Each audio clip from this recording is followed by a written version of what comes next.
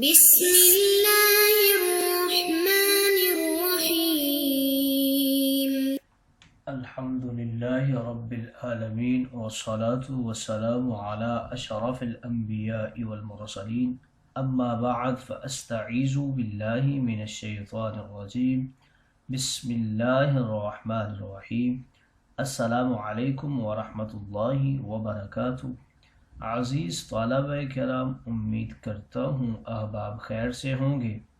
انشاءاللہ آج ہم تفسیر جلالین کے درس نمبر 202 میں سپارہ نمبر 18 سے سورہ نور کی منتخب کردہ آیت 33 کو پڑھنے کی سعادت حاصل کریں گے، جس میں کلام باری تعالیٰ و کلام مفسر کا ترجمہ ہوگا۔ ربط و تعلق آیات کو ذکر کرنے کی سعادت حاصل کریں گے۔ مفسر کریم کے کلام کی تشریح و توضیح کرتے ہوئے دیگر مفسرین کرام کے اقوال ذیشان کو ذکر کرنے کی سعادت حاصل کریں گے۔ تو آئیے طلبہ کرام بلا تاخیر بڑھتے ہیں اپنے آج کے درس کی طرف۔ بسم اللہ الرحمن الرحیم۔ رب تعالیٰ نے ارشاد فرمایا وَلْيَسْتَعْفِفِ الَّذِينَ لَا يَجِدُونَ نِكَاحًا حَتَّى يُغْنِيَهُمُ اللَّهُ مِنْ فَضْلِهِ وَالَّذِينَ يَبْتَغُونَ الْكِتَابَ مِمَّا مَلَكَتْ أَيْمَانُكُمْ فَكَاتِبُوهُمْ إِنْ عَلِمْتُمْ فِيهِمْ خَيْرًا وَآتُوهُمْ مِنْ مَالِ اللَّهِ الَّذِي آتَاكُمْ وَلَا تُكْرِهُوا فَتَيَاتِكُمْ عَلَى الْبِغَاءِ إِنْ أَرَدْنَ تَحَصُّنًا لِتَبْتَغُوا عَرَضَ الْحَيَاةِ الدُّنْيَا وَمَنْ يُكْرِهُنَّ فَإِنَّ اللَّهَ مِنْ بَعْدِ إِكْرَاهِهِنَّ غَفُورٌ رَحِيمٌ۔ آئیے طلبہ کرام، سب سے پہلے اس آیت مقدسہ کا ربط اور تعلق ماقبل آیات کے ساتھ جانتے ہیں۔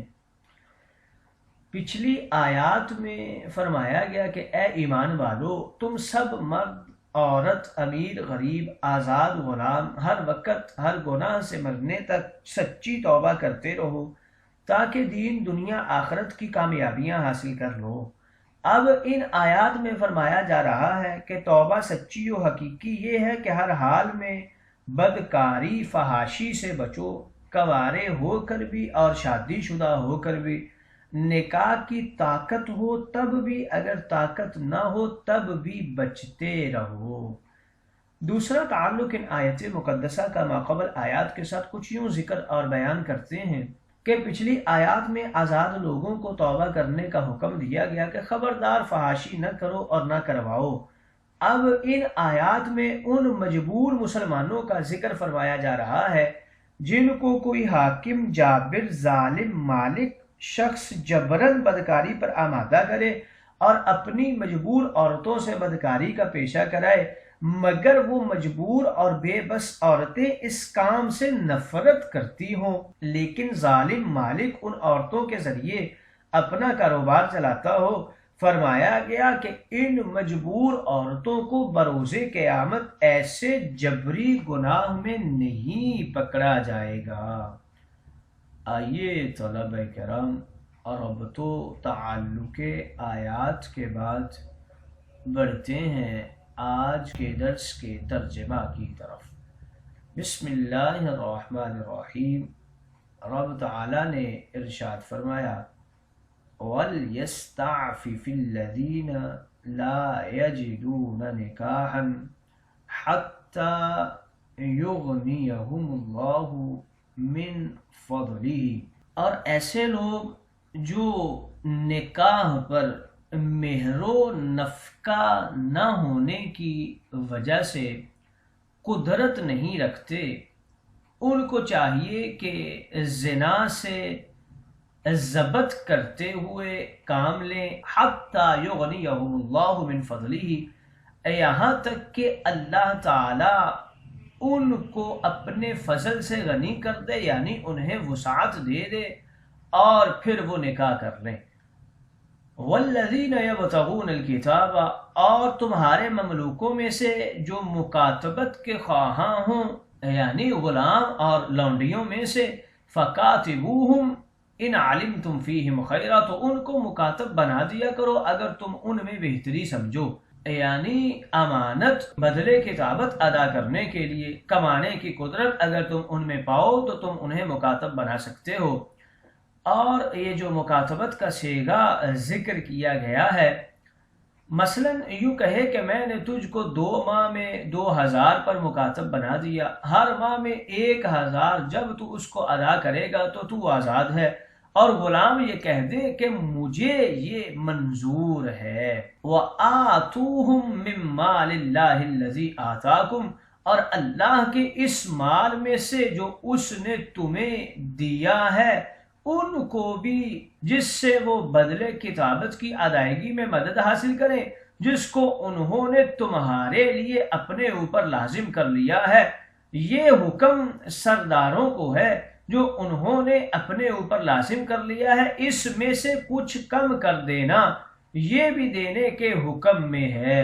اور وَلَا تُكْرِهُوا فَتَيَاتِكُمْ، اور اپنی لونڈیوں کو یعنی باندیوں کو علی البغاء مجبور نہ کرو تم زنا پر، ان اردنا تحسنا، اگر وہ پاک دامن رہنا چاہیں یعنی زنا سے بچنا چاہیں، اور یہ کہ ارادہ تحسن ہی محل اکراہ ہے، لہذا شرط کے مفہوم مخالف کا کوئی اعتبار نہیں کیا جائے گا۔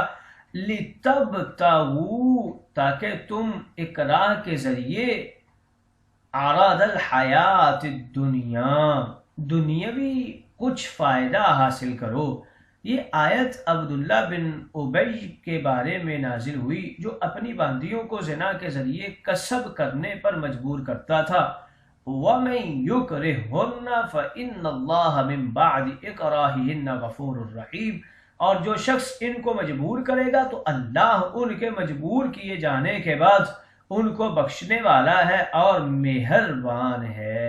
آئیے طلبہ کرام ترجمہ کے بعد بڑھتے ہیں آج کے درس کی تشریح و توضیح کی طرف۔ اور وہ مسلمان جو نکاح کے لیے اپنے مالی حالات کو درست نہیں پائیں کہ بوجہ غریب فی الحال نہ وہ مہر دے سکتے ہیں، نہ بیوی کا نان نفقہ، نہ فی الحال روزگار ہو، نہ نوکری ہو، نہ قومی برادری کا سہارا ہو، نہ وراثت کی امید ہو، حقوق زوجیت کا بھی خوف ہو، اور عزت و پاک دامنی بچانے کا بھی شوق ہو، تو وہ متقی لوگ صبر و ہمت سے کام لیتے ہوئے ذکر اللہ، صوم و صلات، کم خوری، مجالس نوری میں خود کو مشغول رکھ کر اپنی عفت کو بچائے رکھیں اور وعدہ نبوی سے درج و ثواب پائیں، یہاں تک کہ حتی یغنیہم اللہ من فضلہ، اللہ تعالیٰ ان کو غنی فرما دے اور اپنے فضل عطا کر کے اور کثیر اسباب مہیا فرما دے، اور قدرت غیبی سے ایسا وسیع رزق عطا کرے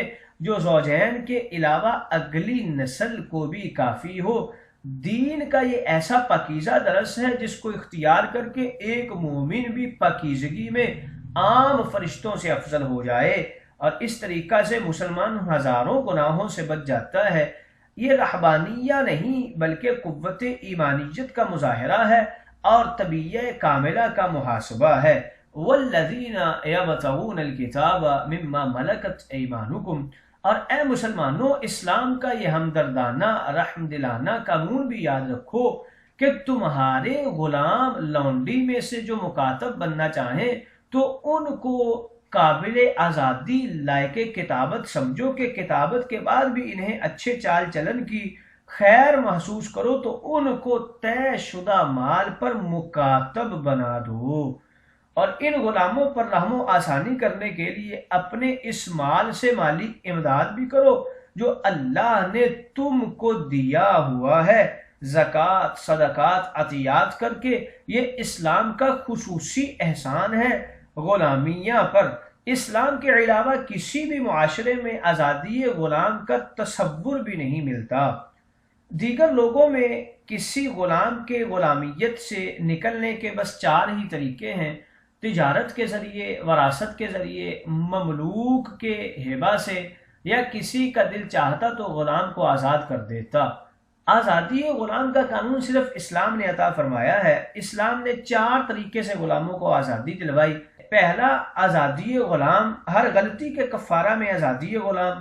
دوسرا ام ولد بنا کر، تیسرا مکاتب بنا کر، اور چوتھا وصیت کر کے۔ پہلے زمانوں میں غلاموں کی شادی کا کوئی رواج یا حق نہیں تھا۔ پانچویں صورت فرمان نبوی میں بلا عوض بغرض ثواب غلام آزاد کرنا بھی ہے۔ اس کی دو صورتیں ہیں، اپنا مملوک آزاد کر دینا یا کسی سے خرید کر آزاد کر دینا، یا کسی مالک سے کہہ دیا جائے کہ فلاں غلام کو میری طرف سے آزاد کر دے اور اس کی قیمت مجھ سے لے لو یا بعد میں لے لینا۔ کتابت غلام کا لفظ لوگوں نے پہلی مرتبہ زبان نبوت سے سنا۔ دنیا میں پہلے مکاتب حضرت عبداللہ بن سبی ہیں۔ یہ غلام تھے حضرت حویتب بن عبد العزا کے۔ مالک کتابت 100 دینار مقرر ہوئے کہ کمائی کر کے اپنے مولا کو دیں گے، جس دن پورے ہو جائیں گے اس دن سے آزاد ہوں گے۔ جب 80 دینار ادا کر چکے تو 20 دینار حضرت حویتب نے معاف کر دیے یا ہبہ کر کے وصول کیے۔ عبداللہ بن سبی غزوہ حنین میں شہید ہوئے تھے۔ انہوں نے اپنے تمام جہادوں میں تقریباً 140 کافروں کو قتل کیا تھا۔ ایک قول میں پہلا مکاتب ابو امیہ کو کہا گیا ہے، یہ حضرت فاروق اعظم کے غلام تھے۔ آئیے طلباء کرام کتابت کے قوانین کے حوالے سے کچھ جان لیتے ہیں۔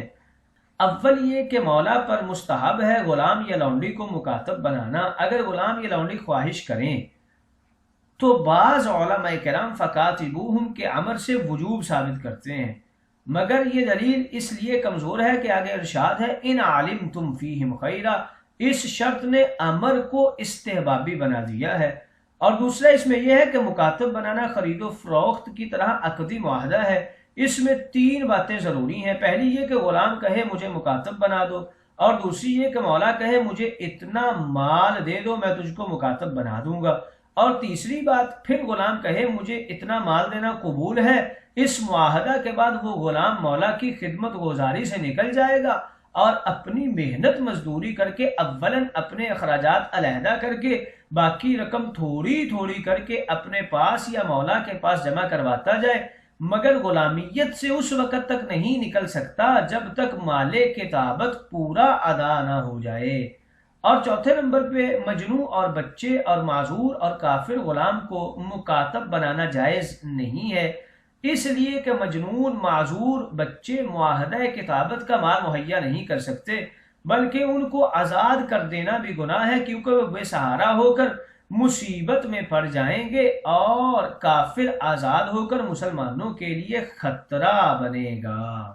آگے حکم دیا وَلَا تُكْرِهُوا فَتَيَاتِكُمْ عَلَى الْبِغَاءِ إِنْ أَرَدْنَ تَحَصُّنًا، اور اے دنیا بھر کے تا قیامت مسلمانوں خوب غور سے سن لو کہ سب پر زناکاری چکلا سازی حرام کر دی گئی ہے، لہٰذا اپنی لونڈیوں، مصنوعی بیٹیوں، کرائے کی عورتوں، اغوا کی لڑکیوں کو بہلانے پھسلانے کے ذریعوں سے زناکاری پر مجبور نہ کرو، جبکہ وہ جوان بچیاں خود بھی پاک دامن رہنا چاہتی ہوں، مگر تم بد کردار لوگ محض دنیاوی دولت کمانے کی خاطر لالچی بن کر اپنی لونڈیوں بچیوں کو مار پیٹ کر بدکاری پر مجبور کرتے ہو۔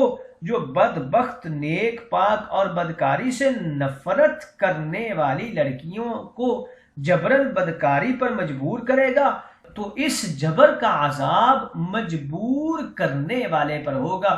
فرما رہے ہیں کہ یہ آیت عبداللہ بن عبی کے بارے میں نازل ہوئی تھی، جو اپنی لونڈیوں کو بدکاری پر مجبور کرتا تھا اور اس ذریعے سے پیسہ کمایا کرتا تھا، یعنی ان کے زنا کے ذریعے سے یہ پیسہ کمایا کرتا تھا، اور بے بس مجبور عورت کے لیے مجبوری سے زنا کرا لینے کے بعد بھی اللہ تعالی غفور بھی ہے، رحیم بھی ہے، یعنی اس فعل حرام کا گناہ ختم نہیں ہوگا بلکہ مجبور سے جابر کی طرف منتقل ہو جائے گا۔ شریعت میں ہر حلال و حرام کے عذاب و ثواب کا یہی حکم ہے۔ ہجرت نبوی کے وقت عبداللہ بن عبی جو یہ کاروبار کیا کرتا تھا، اس کے پاس 6 خوبصورت لونڈیاں ہوا کرتی تھیں، معاذہ، مسیکہ، امیمہ، غمرہ، عزوہ اور قتیلہ۔ بعد ہجرت عبداللہ بن عبی یہودی یہ منافقانہ طور پر مسلمان بنا اور اس کی یہ لونڈیاں مخلص مسلمان بن گئی تھیں۔ ان کو معلوم تھا کہ اسلام میں زنا حرام اور خبیث ہے، مگر ابن ابی جبرن اب بھی ان سے یہ بدکاری کرواتا، دولت بناتا۔ جب یہ کہتی کہ اب ہم مسلمان ہیں، بدکاری نہیں کریں گی، تو ان کو مارتا پیٹتا تھا۔ آئیے طلبہ کرام ان آیات مقدسہ میں مفسرین کرام کچھ اقوال کرتے ہیں۔ فکاتبو کے شرعی درجہ میں 2 قول ذکر کرتے ہیں۔ اکثر نے فرمایا یہ حکم استحبابی ہے، اور بعض نے کہا یہ حکم وجوبی ہے۔ خیرن کے معنی میں 3 قول ہیں۔ اکثر نے فرمایا خیرن کا معنی آزاد ہو کر ایماندار، امانت دار اور شرافت والا بنا رہنا، اور بعض نے کہا معنی ہے دولت کمانے، مزدوری کرنے کی ہمت ہونا، اور بعض نے کہا کاریگری ہونا۔ وآتوہم کے شرعی درجہ میں 3 قول ہیں۔ اکثر نے فرمایا یہ حکم سب کے لیے مستحب ہے، بعض نے کہا سب کے لیے واجب ہے، اور بعض نے کہا مولا پر واجب ہے، باقی دیگر مسلمانوں پر مستحب ہے۔ آتوہم کی مالی مقدار میں 6 قول ہیں۔ بعض نے کہا پورے مال کا 1/4 مال دو، بعض نے کہا 2/3 مال، اور بعض نے کہا 1/6 حصہ، اور بعض نے کہا جتنا چاہیں دیں مگر غلام کے ہاتھ میں دیں، عوام لوگ خود مولا کو نہ دیں، اور بعض نے کہا عوام تو غلام ہی کو دیں لیکن مولا خواہ زبانی معاف کر دے یا مال غلام کو دے، پھر وہی مال قسط شمار کر کے واپس لے لے، اور بعض نے کہا کہ مالی مقدار پر کوئی پابندی نہیں، نہ مولا پر نہ عوام پر، جتنا چاہیں کر سکتے ہیں۔